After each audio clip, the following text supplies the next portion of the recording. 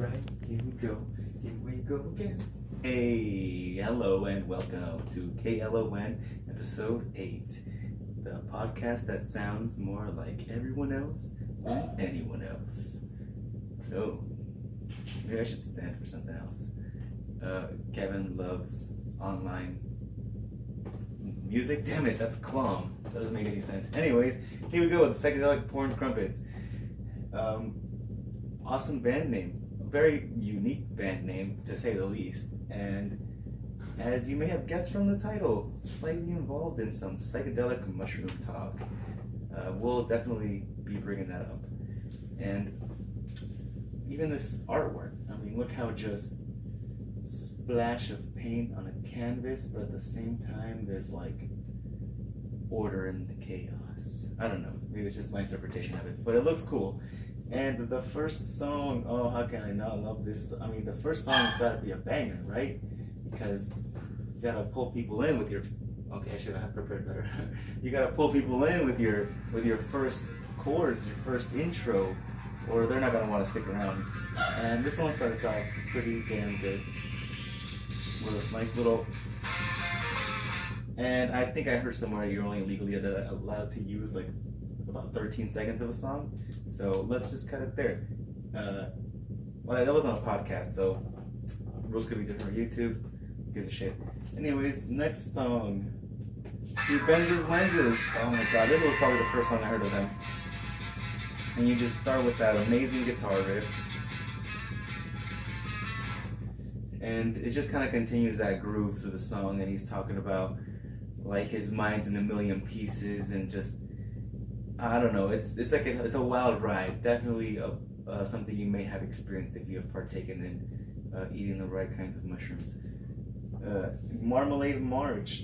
It's like just another good jam. I actually haven't even looked at the lyrics of this song. I probably should have done more research before I started doing this.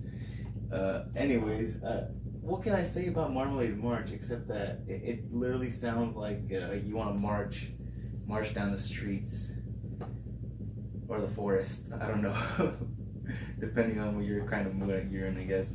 The next one, Untitled Abstract of Being. For sure, one of my favorite songs on here. One of the most populars on the record.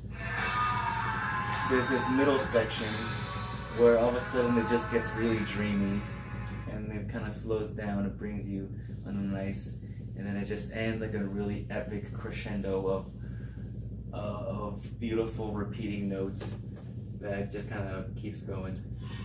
I know, oh, never mind. It ends in nature. But it ends with this kind of just very, like, oh my god, and the adult abstraction of being is, I don't know, just the whole thing of abstract adult of being, like I don't know, it just seems like a weird mind screw, like, wait, what am I doing here? And I have no idea, but it's cool. And then it ends with like this nature-y, just like little birds chirping, and it kind of bleeds into the title track, High Visceral, really nice, which is like a really cool instrumental that, I don't know, it just kind of pulls you in to the instruments and all the little tones. And I'm not that good of a musician, so I don't know all the notes, but some good notes in there.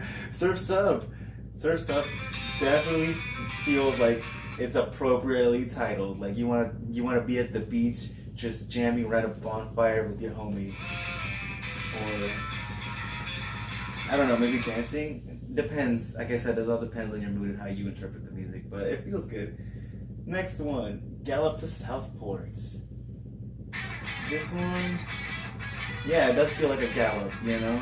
Like you want to be on your horse or your skateboard and just have this adventure. It feels like a very adventurous album, mentally speaking, but you could also take it out and adventure while listening to it. Which takes us into the next song, probably one of the more popular fan favorite songs for sure, Found God in the Tomato, just because of the song and the ridiculousness of it, of how when you're really high on mushrooms, you might look at a tomato and realize that you found God in that tomato, or anything, because you know that anything and everywhere and all things are God.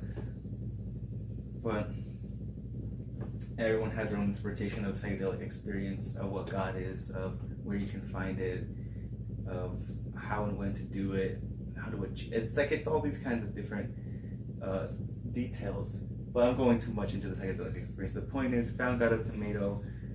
It rocks. It's got a long instrumental. It's like practically 9 minutes long, but it's a pretty wild ride. Fun times though. It takes us to Entropy, which is the penultimate track. A nice little like break after Found Out a Tomato. More chill, just like Entropy. You know, it's more spaced out. I feel like it's you're kind of coming down right from your trip and peaking at finding God in your tomato, and then ends with Denmark / Van Gogh and Gone. And that's also probably one of my favorite tracks. Really good way to close out a unique and psychedelic adventure that you just went on. Definitely one of my top albums. This popped up on my Spotify top whatevers, and I was like, well, why don't I make a video about that? Of course, halfway through the year. Been a little distracted, you know, fucking crazy shit going on in the world. But through it all, we have music, pictures, albums, sharing ideas. So if you want to share what you thought about this album, some points I missed, I don't know. Maybe you want to tell me what I should listen to next. And maybe even just hit the like button, jeez. So yeah, thanks for tuning in to KLON podcast, and I'll hopefully catch you next week instead of 6 months from now.